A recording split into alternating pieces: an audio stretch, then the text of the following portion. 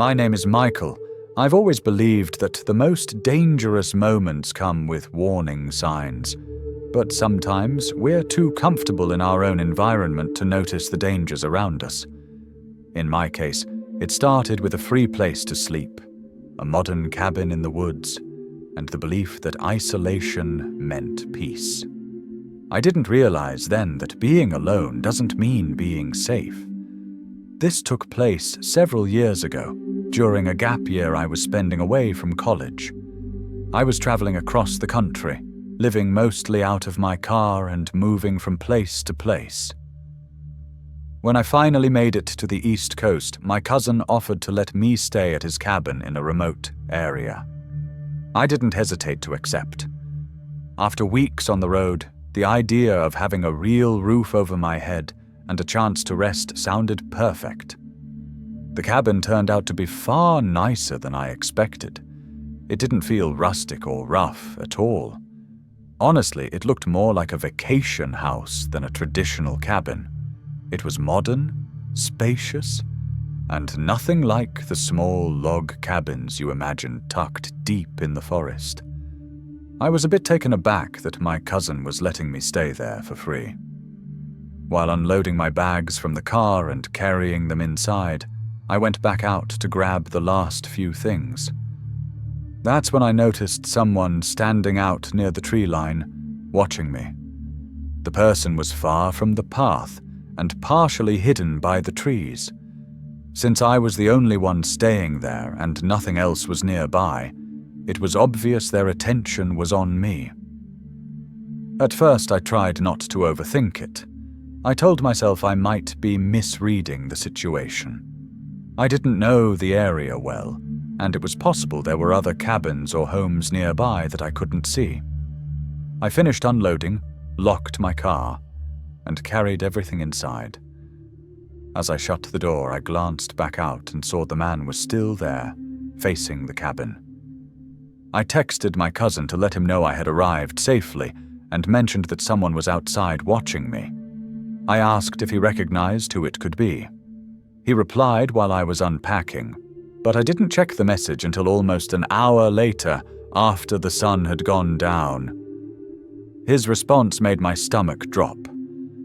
He told me the cabin sat on 40 acres of his land, all of it fenced. No one else was supposed to be there. That changed everything.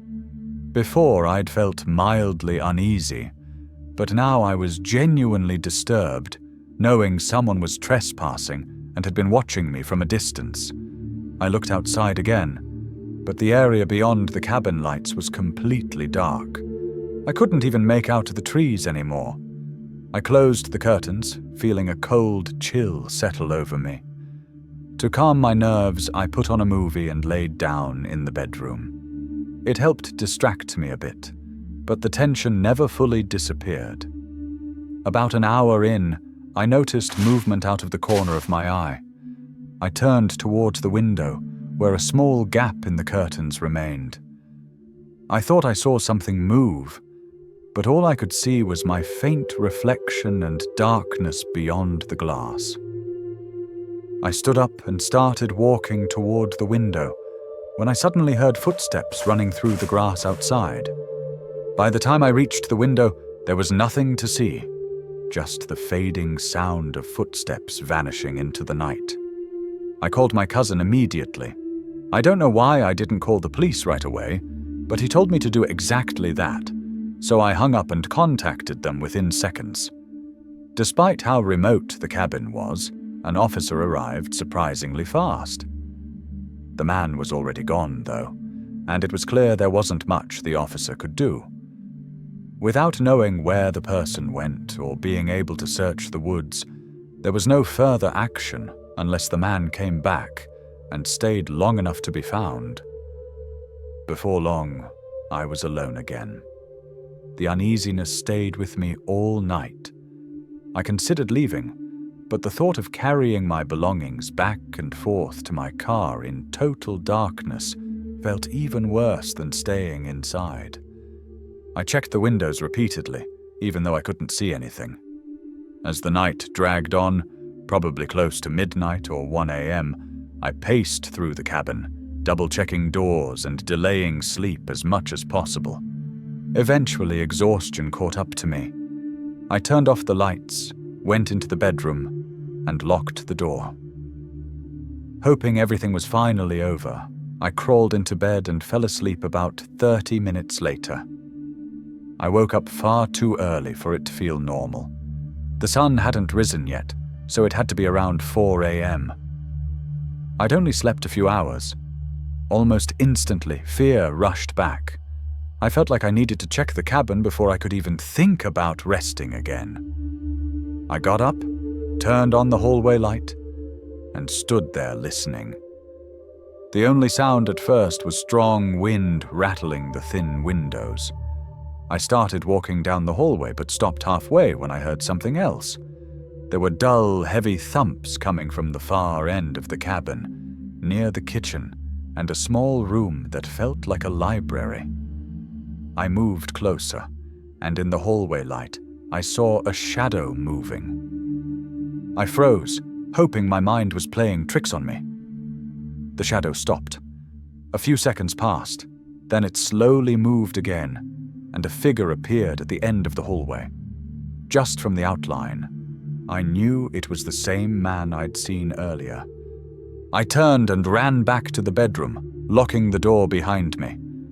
The silence afterward was unbearable. I expected him to run after me, force his way in, or start pounding on the door, but nothing happened. All I could hear was my own heartbeat. Then I heard slow footsteps approaching. They stopped right outside the bedroom door. The man stood there, completely still. I held my phone, wanting to call for help, but I was terrified he'd hear me and react. Instead, I made a quick decision. I grabbed my keys, opened the bedroom window, and ran straight to my car. I got inside and drove away as fast as I could. Later, police returned to the cabin and found no one there. They discovered the man had entered through a window on the far end of the cabin where the lock was broken. They couldn't tell whether he had damaged it or if it was already like that.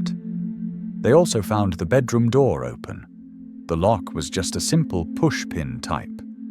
That meant he had been ready to open the door at any moment. If I had stayed inside and waited for the police, I don't think I would have escaped so easily. What's most unsettling is that he was there from the moment I arrived. That means he'd likely been watching the cabin long before I showed up, waiting for someone, or possibly waiting specifically for me.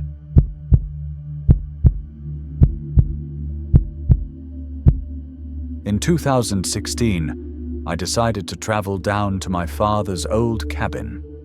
It was a long drive, about 6 hours hidden deep in the woods beyond the place where he'd grown up. That area couldn't really be called a town anymore. What remained was a lonely stretch of abandoned storefronts and buildings lining a forgotten road, all slowly falling apart. We hardly ever visited the cabin while my dad was alive. He always said there was no real point anymore once the town faded away. After he passed, though, I felt pulled to go there. I wanted to see the place he'd built with his own hands and spend some time there. I knew the cabin would probably be in rough condition, but I planned to do whatever minor repairs I could, just enough to keep it upright and preserve it a little longer. More than anything, I hoped the trip would help clear my thoughts and give me some quiet time away from everything else. When I arrived, I parked behind one of the abandoned gas station buildings and unloaded my gear. From there, I followed a narrow, uneven trail that twisted through the woods for about 2 miles before reaching the cabin. I'd packed full backpacking equipment along with tools for repairs. A part of me expected I might find nothing but rubble, so I was ready to pitch a tent if the structure had collapsed. Thankfully, after the long hike, I saw that the cabin was still standing. It sat alone in a small clearing, surrounded by trees. The structure itself was simple, a rectangular log cabin with vines and thick greenery climbing its outer walls. as if nature had been slowly reclaiming it.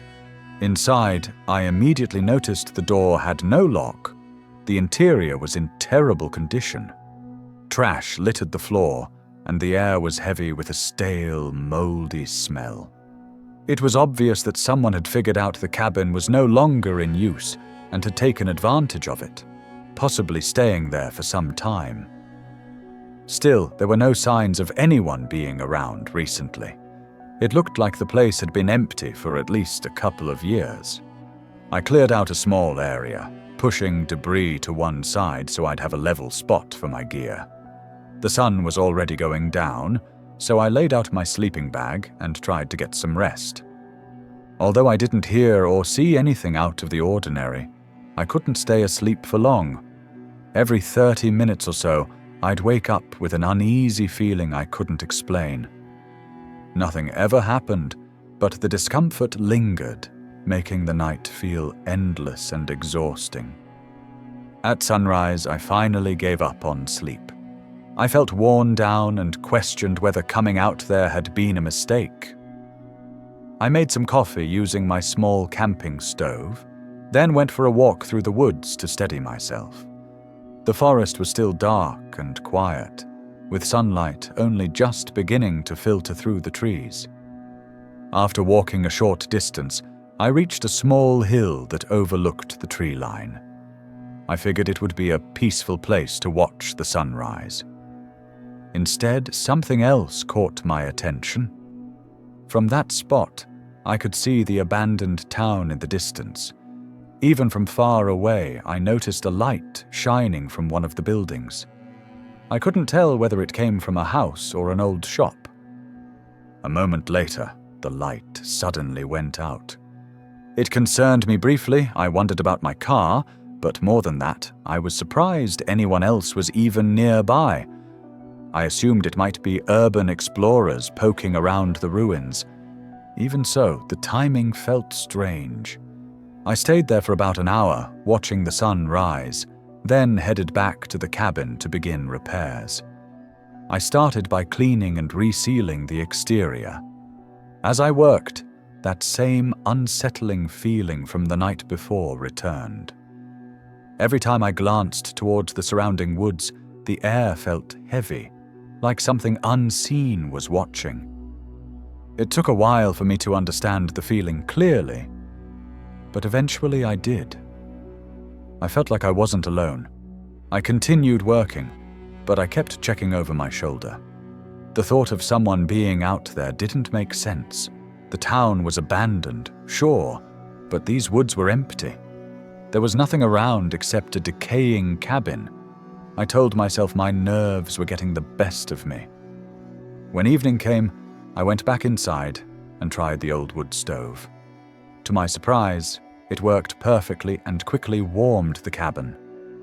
I sat nearby, listening to the crackling fire and letting my thoughts wander to my dad, the journey, and life in general. After a while, the sound of the fire wasn't the only noise anymore. I heard crunching footsteps and cracking branches near the front of the cabin. I froze and listened closely. It became clear almost immediately that it wasn't an animal. It was a person. Just as they reached the front door, the wood stove suddenly seemed unbearably loud. Then there was a knock, followed by a voice calling out a name that instantly unsettled me. The man called my father's name. Before I could even think, I found myself standing and walking towards the door in disbelief. How could he know my dad? I called out, asking who he was. There was a pause. I think he realized right away that I wasn't the person he expected. "I'm an old friend of the man who built this place," he said. I was hoping I might see him again. I stepped closer to the door. A part of me desperately wanted to open it, to speak with someone who knew my father and hear stories about him. But something deep inside told me not to. I asked why he was there, and he replied that he lived in the old town. After a moment, I told him the truth, that I was the son of the man he was looking for, and that my father had passed away. He went quiet. "I'm real sorry to hear that," he said. "Wish I could have talked to him one last time." At first it sounded kind, but almost immediately something about his tone felt off. There was no genuine sadness. Before I could answer, and almost as if he sensed my hesitation, he spoke again. "Why don't you open the door so we can talk? It's cold out here. It would be nice to sit by that fire." His words were calm, but there was pressure underneath them, an impatience that made me uneasy. Something told me he wasn't telling the truth. Knowing my father's name and claiming to live nearby didn't mean he was who he said he was. I hesitated, trying to decide what to say. In response, he knocked again, harder this time. His voice sharpened. "Open the door," he said. "You really going to leave me out here to freeze? Is that what your father would have wanted?" My heart raced as I instinctively reached into my backpack for something to defend myself. The knocking became more forceful, and his tone changed. Whatever friendly act he'd been putting on disappeared completely. It felt like it went on forever, like a nightmare I couldn't wake up from. Then, without warning, there was one final knock against the door, and his footsteps retreated into the woods. I didn't sleep at all after that. When morning finally came, and there was no sign of him anywhere, I packed up as fast as I could and left. My car was still where I'd hidden it, untouched behind the gas station. I drove straight home without stopping. I had hoped the trip would bring me some sense of closure. Instead, it left me with more questions. I realized I never truly understood why my father left that place. I'd always assumed it was because the town was dying, but now I believe there was more to it. Things he never spoke about and reasons he never took me back. I don't know who that man really was, why he stayed there, or how well he actually knew my dad. But I'm certain his intentions weren't good. If I'd let my emotions guide me and opened that door, I don't think I would have made it out of that place unharmed.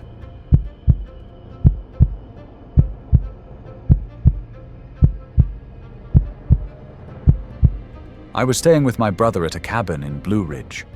The place sat low between the mountains, surrounded on all sides by dense trees and uneven ground.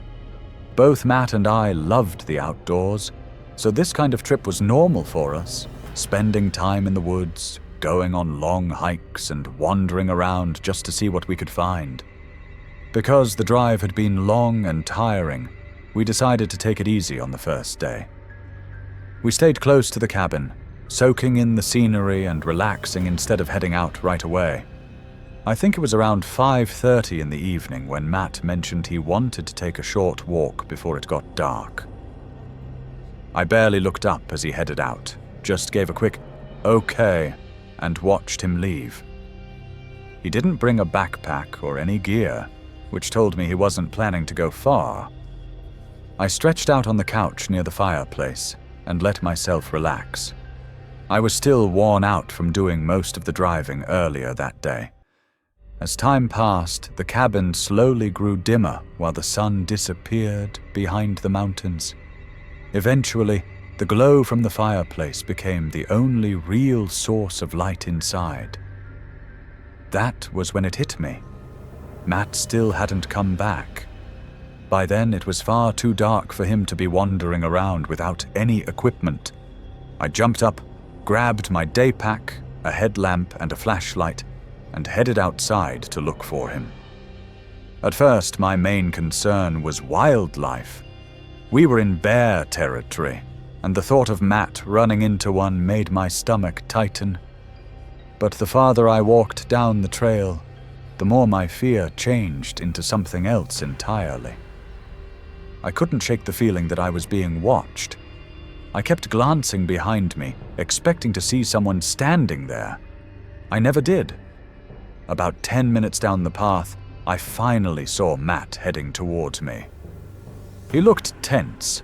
He wasn't sprinting, but he was moving fast, like he was trying to create distance between himself and whatever was behind him. We both started talking at once.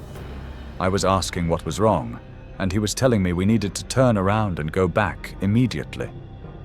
Eventually, we stopped trying to explain and just walked quickly back to the cabin together. Once we were inside, Matt told me what had happened. He said he'd noticed a man standing among the trees, watching him. As Matt continued along the trail, the man appeared to follow him, staying just out of sight. Matt said he worried that if he turned back right away while it was still light out, the man might follow him all the way to the cabin. So instead, he waited until it was dark before heading back. Trying to calm me down, Matt said it was probably nothing. He pointed out that he was just being careful and that the guy could have been another hiker or someone with a nearby cabin. Since he was the older brother, I trusted his judgment and tried not to dwell on it too much. We made dinner and spent the rest of the night sitting on the front porch by a campfire. Neither of us mentioned it, but I think we were both quietly keeping an eye on the darkness beyond the firelight. As the night went on, the mountains grew eerily quiet. We talked until late, then eventually went inside and slept until morning. After a quick breakfast, we packed up and headed out for the main hike, climbing up to the peak of one of the mountains nearby. The entire hike took about 6 hours. By the time we finished, we were completely drained. That last hour walking back to the cabin felt endless. Once inside, Matt dropped his pack and said he was going to take a shower. Since the cabin only had 2 rooms and 1 bathroom, I stayed behind on the couch. I had barely been lying there for a minute when the memory of the man Matt had seen the night before popped back into my head. I stood up and looked out the windows, half expecting to see someone standing outside. I sat back down, but an uneasy feeling settled over me. A few minutes later, I realized something else was wrong. The loud water pump that usually kicked on whenever someone used the shower hadn't started. "Matt?" I called out. There was no answer. I got up and walked down the hallway towards the bedroom. I knocked and said his name again. When I reached for the handle and slowly cracked the door open, a deep sense of fear washed over me. I opened it just enough to see inside. Matt was kneeling in the corner of the room. His eyes were wide, fixed on mine, and he was shaking his head. No, silently begging me to leave. The fear on his face was intense. Even now, that image is burned into my memory. I pushed the door open the rest of the way. A man stood a few feet away from him. His eyes were wide too, but dull and exhausted in a disturbing way. His clothes were ripped and filthy, and his long dark hair hung greasy and tangled around his face. I didn't stop to think. I acted on pure instinct and rushed toward him. As I closed the distance, I saw him lift a baseball bat from where it had been resting against the wall. I tackled him anyway. Matt immediately jumped into action. Together, we fought to knock the bat away and restrain him. The man shouted and struggled intensely as he tried to break free. He didn't seem rational at all, more like someone completely disconnected from reality. He kept struggling, and it took us a moment to decide what to do. We agreed Matt would hold him down since he was stronger, while I went to get the car ready. I ran outside, threw our already packed bags into the trunk, and started the engine. When I came back in, we tied the man up using whatever we could find, just enough to give us a chance to get out. We grabbed the baseball bat and ran. As we pulled away, we could still hear him screaming from inside the cabin. Once we had cell service, we contacted the police. By the time officers reached the cabin, the man was gone. All that was left behind were the torn materials we'd used to restrain him, scattered across the floor. Later, Matt told me that when he went into the bedroom to shower, the man had surprised him and forced him to stay still while holding the bat. He'd tried to make Matt call me into the room. Matt refused, knowing it would put me in danger. But I walked in anyway. We still talk about how unbelievable it was that I charged at the man. I don't know why I did it, but it may have saved both of us. The only real lead authorities had was the baseball bat, which had been taken from a nearby property reported abandoned years earlier. Investigators believed the man had likely been living off the grid for some time. If even one moment had gone differently, Matt and I might not have made it out of that cabin at all. Share your own stories in the comments below, and don't forget to subscribe for more chilling tale.